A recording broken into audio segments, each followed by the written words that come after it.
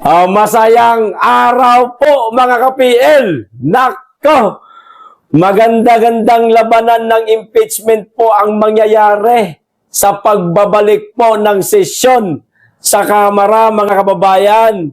Ayon po kay Congressman Erice, hindi lamang di umano kay BP Inday Sara na impeachment ang didinggin. Aba, meron din kay Bongbong Marcos. Ayos! Ha? Dalawang impeachment ang gugulong mga kababayan. Kay BP Inday Sara, sigurado na ho tayo na malabo po mapa-impeach si Inday. Kasi sinubukan na po nila nung una, pero hindi ho sila nagtagumpay dahil nga sa kakulangan ng mga ebidensya, mga kababayan. Lahat ng mga sinasabi nitong mga nagpa-file ng impeachment kay BP Inday Sara, puro muro-muro lang. Di ba? Kay Marcos, napakarami niya pong violation. Naku po, meron di umanong ilang mga mambabatas dyan sa Kamara ang magsusulong nito. Naku, magkakaalaman na kung sino ang mas maraming pipirma sa impeachment nitong dalawa. Sigurado ako, mga kababayan, mas marami po kay Bongbong Marcos. Bakit? Nako, sisiguraduhin po nitong mga congressman na pipirma na hindi sila ilalaglag sa darating na halalan sa 2028. At nagbabakasakali ho yan sila na baka makakuha pa po sila ng simpatya sa ating mga DDS. Sorry, hindi na mababago isip namin. Mas mainam pang ipa-impeach nyo si Marcos. Okay ang gagawin nyo dyan, mga mamabata sa Kamara. Saludo po kami kapag ka naisulong nyo yan. Eto po, ang balita, mga kababayan. Basahin na po natin. Bagong-bago po ito. Isang oras pa lang nakalipas. Just in, kita nyo na, impeachment complaint versus Marcos Jr. Walang question mark ha. Siguradong-sigurado na mayroong magaganap na isasampang impeachment kay Marcos o posibleng sampahan rin ng impeachment complaint si Pangulong Ferdinand Bongbong Marcos Jr. sa pagbabalik ng sesyon ng Kamara. Mga mambabatas diyan sa Kamara. Ngayon pa lang, habang hindi pa nagbabalik yung inyong sesyon, mag-usap-usap na kayo. Pag-usapan nyo na. Tandaan nyo, si Marcos, kahit na mapa-impeach yan at pumirma kayo sa impeachment laban sa kanya, patapos na yan Malapit na magtapos yung termino niya Di ba? Samantalang si BP Inday Sara, sa 2028, tatakbo pa yan sa pagka-presidente. At pwede nyong sakyan, baka sakaling makakuha pa kayo ng simpatya. Kaya mamili kayo sa dalawa, Marcos, Sara. Kung ako sa inyo, gamitin nyo, kukote nyo. Ipagtanggol nyo na lang si BP Sara, huwag kayong pumirma. Doon na lang kayo sa isa. Sa programang Isyong Pambayan ng DZRH, mga kababayan sinabi ni Congressman Edgar Egay Erice na hindi lamang si Vice President Sara Duterte ang maaaring harapin ang impeachment, kundi maging si Pangulong Marcos. Excited! Ayos na balita ito. Buti naman at merong naglakas loob. Hindi natakot na magsampa ng impeachment kay Marcos. Akala ko majority dyan sa Kamara maka-Marcos kasi Marcos ang administration. Mabuti ito mga kababayan kasi kasi merong mga naglakas loob at hindi natatakot kahit na mawala ng budget, maisampa lang ang impeachment laban kay Marcos. Tuloy nyo lang yan. Siguradong sasaluduhan kayo lahat ng ating mga kababayan na galit na sa kasalukuyang administrasyon dahil sa napakalalang korupsyon at napakaraming violation na nagawa nitong ating presidente. Ayon kay Erice, May mga isyong pinag-aaralan na maaaring magsilbing batayan ng posibleng paghahain ng reklamo sa oras na magbalik ang sesyon sa mababang kapulungan, mga kababayan. O, pinag-aaralan na. O, maaaring magsilbi di umano na batayan. Napakaraming batayan po. Naku, kahit huwag nyo na pag-aralan, naku, napakarami nagawang violation. O, ganito na lang, mga mambabata sa kamera. Para hindi ho kayo magkamali kung ano-ano ang mga batayan ninyo sa pagsasampa ng impeachment kay Marcos. Hingin nyo kay Inday Sara yung 5 sinasabi niya na impeachable offense para tugma at angkop at sakto, walang labis, walang kulang sa mga batayan ninyo para magsampa kayo ng impeachment sa ating Pangulo. Kunin nyo kay Inday, makiusap kayo. Total, mga mambabatas naman kayo eh. Siguradong pagka lumapit kayo sa tanggapan niya at kunin nyo yung mga impeachable offense di umano ayon kay BP Sara, ibibigay sa inyo yan. Kasi si Inday Sara, iniipit niya sa impeachment. Di hamak na barya lang yung kanyang confidential fund na 125 million. Kay Marcos, bilyon-bilyon ang confidential fund. Di ba, mga kababayan? Kung kine-question nila ang confidential fund ni BP Inday Sara na ganun lang kaliit, confidential lang kine-question pa nila, bakit hindi din po ninyong questionin yung confidential fund ni Marcos na bilyon-bilyon ang halaga? Dapat patas. Kasi parehas silang mayroong pinakamataas na posisyon sa ating bansa. Pero sigurado ako, mga kababayan, yung kay BP Sara na yan, may ibabasura yan. Pero kay Marcos, sa napakarami po ng batayan at kung kukunin nila o kukunin nito mga mambabatas ang 5 impeachable offense na hawak ngayon ni BP Inday Sara laban kay Marcos, sigurado magtatagumpay sila. Kaya para magtagumpay kayo, mga mambabatas na maghahain o magsasampa ng impeachment kay Marcos, makipag-ugnayan kayo sa ating pangalawang Pangulo. Ganun lang kasimple. Para wag kayong pagtawanan ng mga alagad, aso, tuta ni Marcos kapag kayo nabigo dyan sa isasampa yung impeachment laban sa kanya. O pagtatawanan kayo, sasabihin, kita nyo na, naghain kayo, nagsampa kayo ng impeachment kay Marcos, pero hindi nyo naman pala kayang i-impeach. O di ba? Kunin nyo yung 5. Mabigat yon. Hawak ngayon di umano ni BP Inday Sara. Siya mismo may sabi nung uminga yung tungkol doon sa Zoom meeting na mayroong mga media, mayroong mga vlogger na yung mga vlogger na yun, isa sa mga pinatawag ng TRICOM, pero yung mga media hindi.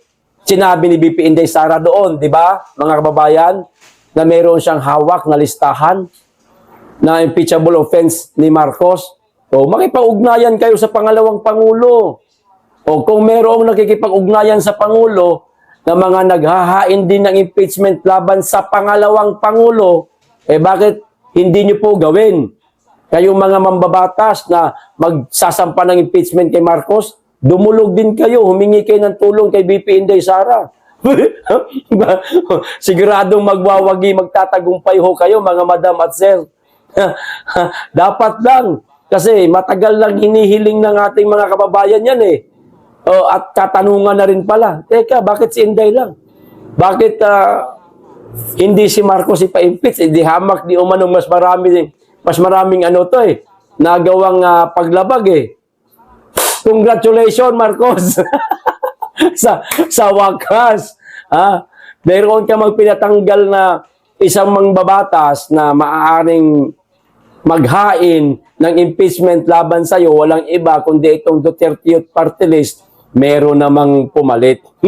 Baka mas marami pa. Ang nakakatakot nito para kay Marcos, mga kababayan, kung dihamak na mas marami ang pumirma sa impeachment na isasampa laban sa kanya. Mas marami pumirma ang mga mambabatas. sa impeachment laban kay Marcos. O di ba? Yun ang nakakatakot nito para kay Marcos. Kay BP Sara, alam ng mga mambabatas na yan na malabong mapa-impeach sin dahil sa una, hindi nagtagumpay dahil kulang-kulang sa ebidensya. Ganon din itong pangalawa. Walang pinagkaiba yan. O kaya, doon naman muna kayo sa isang mama.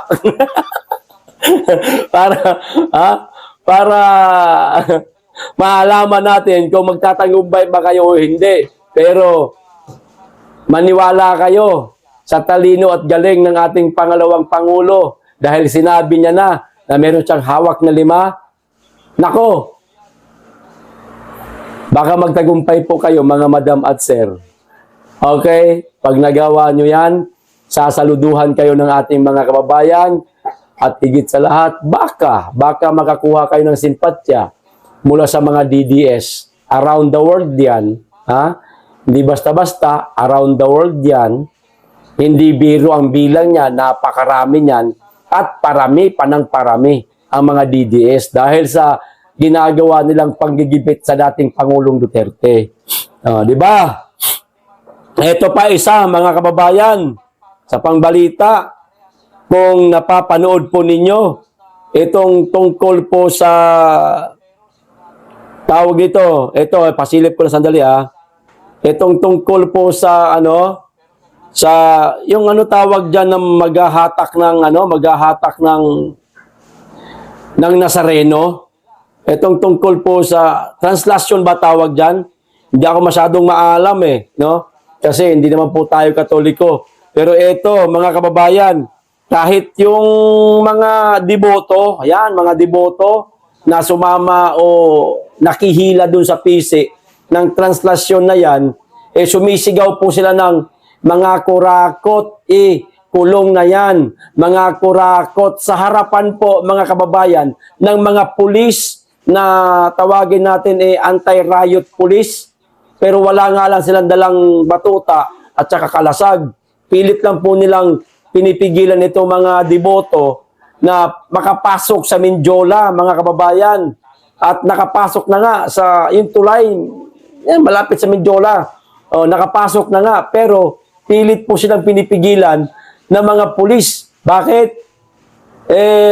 Siguro tamang hinala yung mga leader, yung pinaka-ground commander nitong mga pulis dyan sa Mindiola na baka kunwari lang ito mga deboto pero mga rallyista na laban sa Pangulong Marcos. Kasi ang sinisigaw po, kulong na yan, mga kurakot. Nagtatamang hinala na siguro yung ground commander. Pinaharang niya sa mga tauhan niya. Pero walang kakayahan yung mga pulis pag ganito para karami yung mga papasok. Kayang-kaya palang makapasok, mga kababayan. At mapapansin po ninyo, dito sa video ipapanood ko po sa inyo, mga kapulisan po mismo sumisigaw na ho ng kulong na yan. Mga kurakot. Kita ho nyo, tignan nyo po yung uniforme nila. Di ba light blue yung dito sa gitna, ito, hanggang sa likod. Pero yung dito, dark blue naman. Makikita nyo po dito sa video, panoorin po natin mga kababayan. Mga pulis, sumisigaw na rin ng ikulong na yan ng mga kurakot. Sang-ayo na rin sila Napagod na ho sila kababantay sa mga rallyista. Pero yun nga, ang nakikita ko, tamang hinala yung ground commander. Ito, panoorin po natin.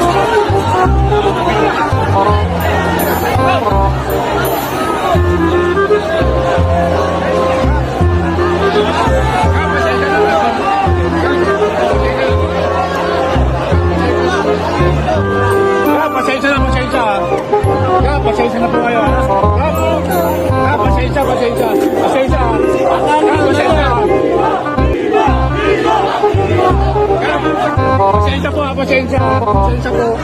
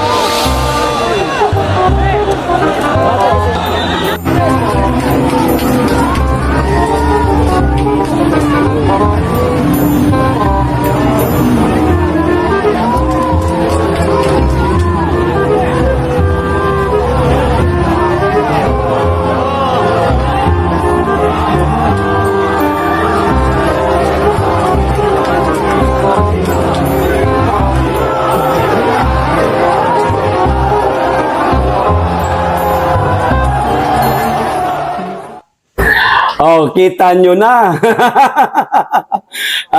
Nagkaroon ng kaunting komosyon, mga kababayan, dito sa mga deboto ng Nazareno at ng mga kapulisan kasi tamang hinala na po yung ground commander. Harangin nyo, harangin nyo. Oh, huwag nyo papasukin. Kunwari lang yan, mga deboto. Baka mga rallyista yan, nagdamit lang ng pang Nazareno para hindi sila halata. Harangin nyo. Kaso, hindi ho kaya kasi walang dalang kalasag, wala na yung mga barrier na inilagay dyan sa lugar na yan, kaya ang dali pong nakapasok. Ganun na pala kasimple. Dapat sa mga magsasagawa ng rally, sumimple lang kayo, wag nyo masyadong sasabihin sa social media na, magrarally tayo sa harap sa may Mindiola. Surprise ika nga. Sorpresahin ninyo para hindi makapaghanda ng barikada, walang bit-bit na mga kalasag yung mga kapulisan. Ganyan, no? Ginawa nila. Di ba? Sino mag-aakala? Sino mga pulis?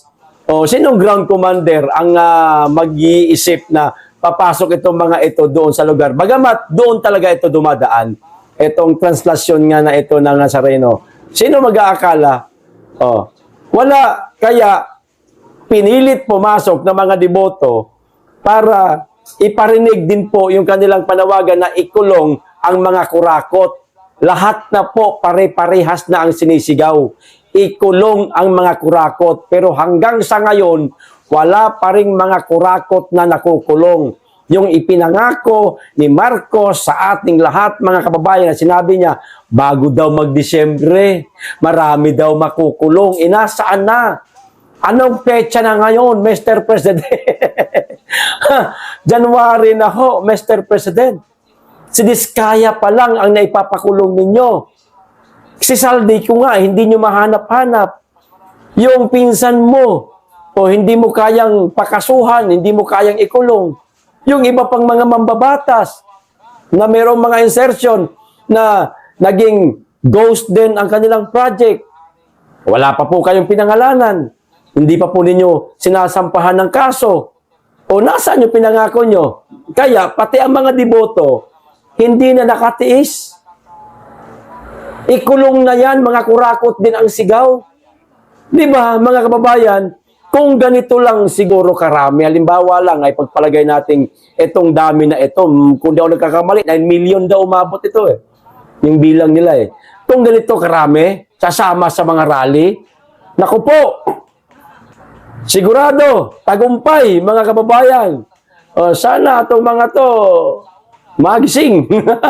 No, magising. Sumama sa mga rally.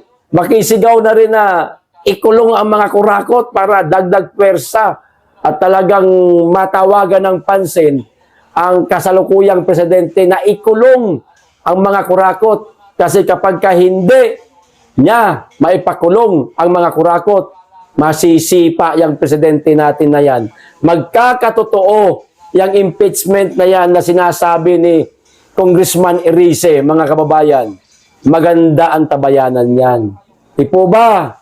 Ayos. Ito pa isang balita.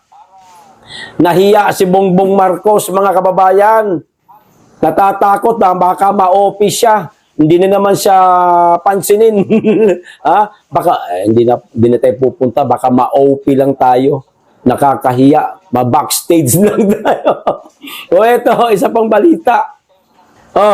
President Ferdinand Marcos Jr.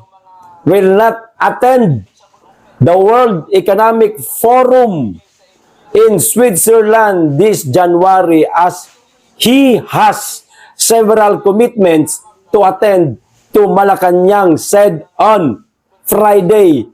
No Swiss trip. Marcos won't attend Davos Forum due to lots of work. Ayon daw po sa palasyo, mga kababayan, marami daw trabaho si Bongbong Marcos.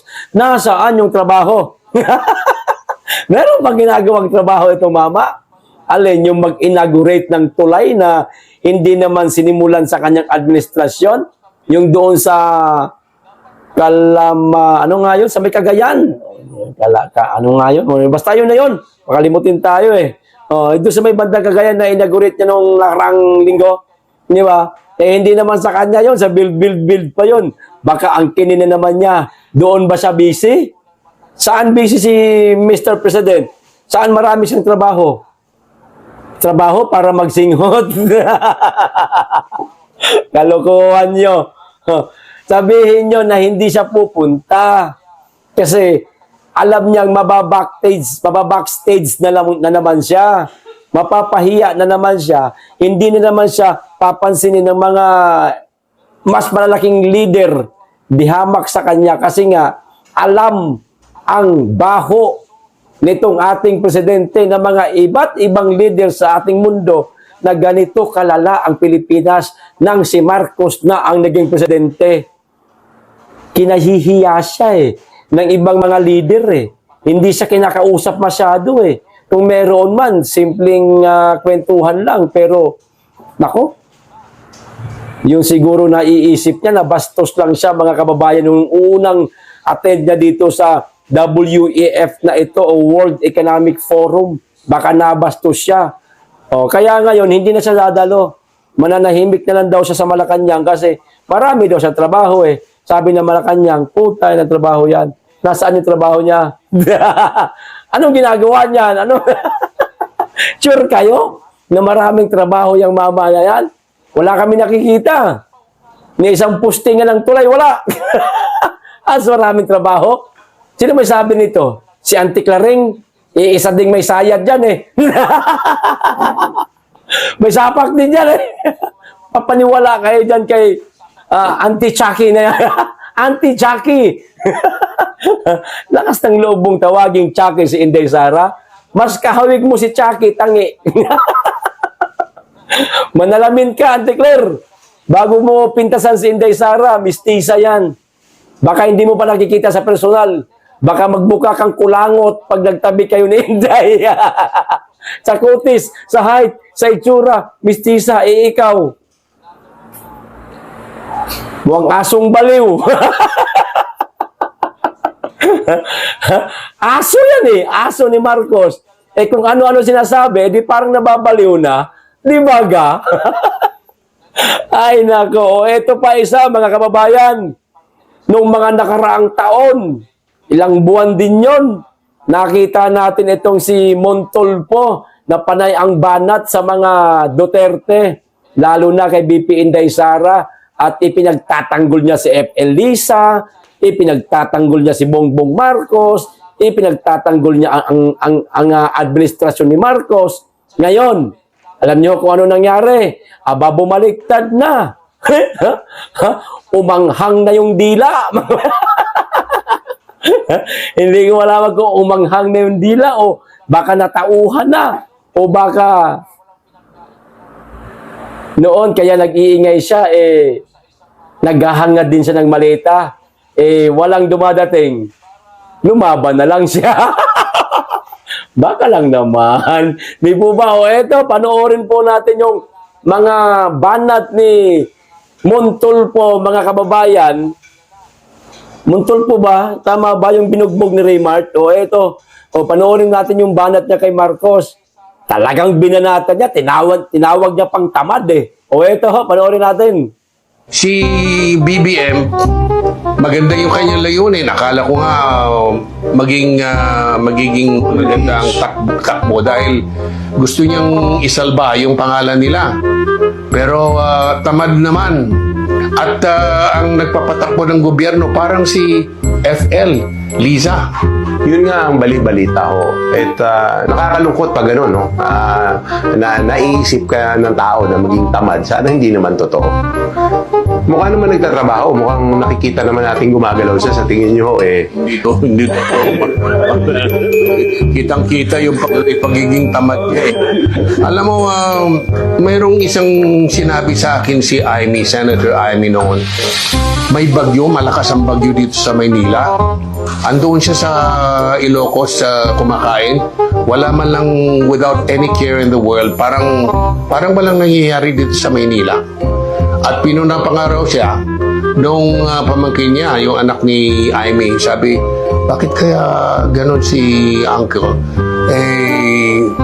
Yung Maynila, talagang binabayunan ng bagyo. Pero siya dito kumakain at nagsasaya sa mga kaibigan. kung totoo ang kwento, double trouble tayo kasi apathetic na Pilipino, apathetic pa liderato, kalaboso. Parang ganun. Seryoso usapan din ho. Hindi pwede maging tamad kung presidente ka. Ang parang tumakbo lang yan para magiging posisyon at hindi responsibilidad. Tamad. Yun lang talagang napansin ko at napansin ng maraming tao. Parang walang ginagawa. Yun lang. At saka, nakikita mo naman eh. Mas maganda pa sa kanya, mas gusto pa niyang magbiyahe kaysa sa mamalagi dito at tingnan yung kapakanan ng bayan. Sana gumalaw na siya. Ginoong Pangulo, tamad ka. Sana ngayon ay maging masipag ka na para hindi ka masipa. O, di ba? Mahal na Pangulo, tamad ka. Sana kumilos ka na para hindi ka masipa. Nako, masisipa na talaga yan, sir. Kasi meron ng isasampang impeachment laban sa kanya sa pagbabalik ng sesyon ng Kamara. Good luck, Mr. President. Ang mga deboto, ayan na, kumilos na. Nag-ingay na sila. Bakit? Masisigurado ba natin na hanggang deboto lang itong pagsasama-sama nila? Maaaring ma-convert yan. Dahil doon sa sigaw na ikulong na yan, mga kurakot, makukonvert yan. At maaaring dumalo yan sa mga rally. Naku po, itong darating na January 31, motorcade man lang yata yan. O merong magaganap mga kababayan, motorcade, marami-rami yan. At yung one time big time ni ni Manong Chabit, pwedeng sumama tong mga to. Naku po, Mr. President, yung katamaran nyo, yari kayo, mukhang magbubunga na. Magbubunga na, papunta sa pagbulusok ng inyong, ng inyong administrasyon. Wandaho kayo. O ano pong masasabi nyo, Mr. President Bongbong Marcos, dito sa sinabi ni Montol pong tamad daw po kayo. Tugmang-tugma. Tugmang-tugma ang sinabi nitong mama na tamad kayo. Naniniwala ako sa kanya na tamad kayo kasi wala naman kayo nagagawa eh. O ito pa isang balita. Huli na ito mga kababayan. Pagtyagaan po natin. Di ba gigil na gigil po kayo sa ICI dahil inutil, wala namang ginagawa o walang nagagawa. Walang naipapakulong na mga big fish. Puro lang gastos, syempre may mga pagdinig yan eh. May pondo yan, pinupunduhan nga daw ng presidente yan. O nahahalata na po ni dating Senator Franklin Drilon, mga kababayan, na ipabubuwag na itong ICI. O ito ang balita. O nahahalatang ipabubuwag na ng Malacanang ang Independent Commission for Infrastructure dahil hindi na nagtalaga si Pangulong Ferdinand Bongbong Marcos Jr. ng kapalit sa mga nagbitiw na miyembro. Ayon kay dating Senate President Franklin Drilon, mga kababayan, kita nyo na. Akala ko, ako lang ang nakapansin Pati rin pala si Franklin Drilon. Kasi naitanong ko yan Teka, nung umalis si Singson, hindi pinalitan. Nung umalis si Fajardo, hindi rin pinalitan. Di ba? Ang natitira ngayon, si Andres na lang. Siya na lang mag-isa, sabi niya, itutuloy na daw yung ICI kahit siya na lang mag-isa. Mukhang tanga. Wala nang ipinalit. Maaaring totoo siguro yung sinasabi ni Senator Amy Marcos, mga kababayan, sa February 1, madidisband na itong ICI. Mabuti naman at dagdag gastos lang ito. Wala namang ngipin. Wala namang nagagawa. Sa madaling salita, inutil. Kasing inutil ni Bongbong tamad. Okay. Hanggang dito lang. Maraming salamat. Mag-iingat kayo lagi at higit sa lahat, mahalin natin ang Pilipinas.